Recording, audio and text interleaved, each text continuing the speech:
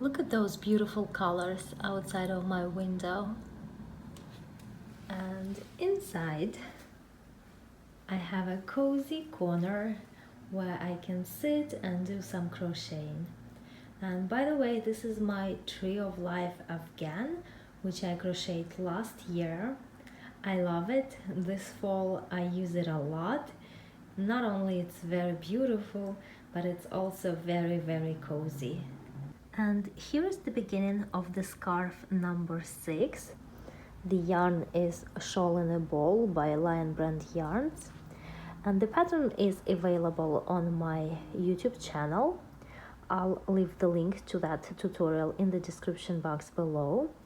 I slightly modified the pattern. In the original one, each shawl has 3 trebles and a chain on each side. So I got rid of the chains right here, and instead of 3 trebles, I'm making 4 trebles on each side of the shawl. Right now this crochet piece measures about 12 inches in width, but I know too well from the previous experience crocheting these scarves that as the scarf gonna get bigger, it will stretch vertically under its own weight. So the width of the scarf will shrink and it's gonna go closer to 9 inches, perhaps 9.5, somewhere between 9 and 10 inches. And here is the progress on my scarf. It's turning out very pretty. I begin to fall in love with this yarn. Earlier in the video I said that this is scarf number 6, but this is actually scarf number 8. I don't know why I said that. Perhaps subconsciously I don't want this commission to end and I want to keep crocheting scarves.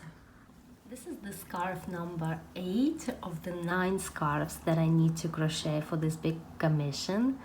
So I only have 1 scarf to make and then it will be done. All the scarves will be finished, and so will be the series of these almost daily videos. When I just started filming them, I wasn't sure that was the right thing to do, but now I know that it absolutely was.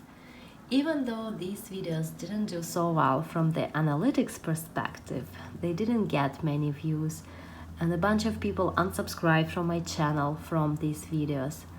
On the other hand, it was this incredible opportunity for me to connect with my viewers.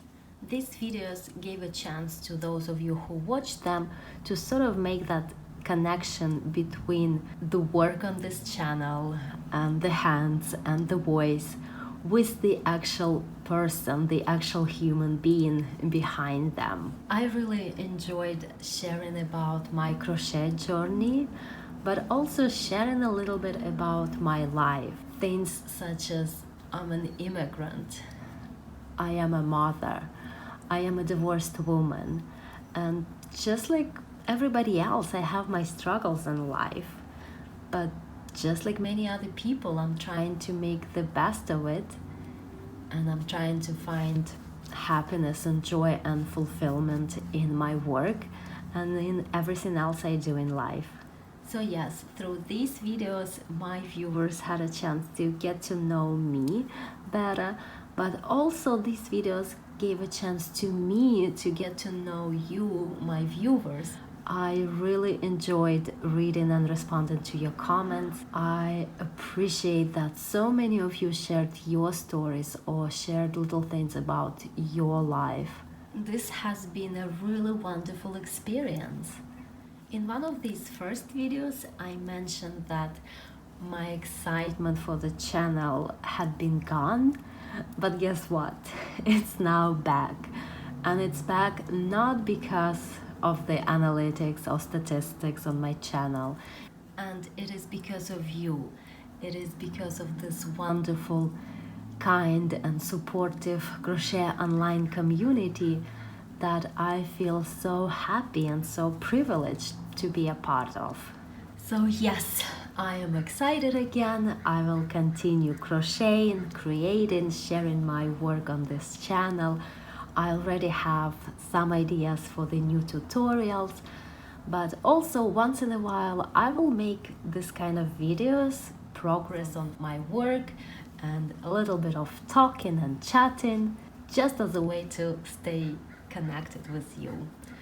Thank you so much. Thank you for all of your support. Thank you for watching. May God bless you all and your families. And with the holidays coming, I hope you have a wonderful time with your families and your loved ones.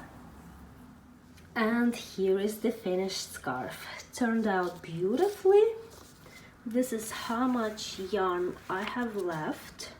So there is enough yarn to make fringe. But I think I'm not gonna do it just yet. I'm going to send a message to the lady who commissioned me these scarves and ask her if she would like me to add the fringe or not.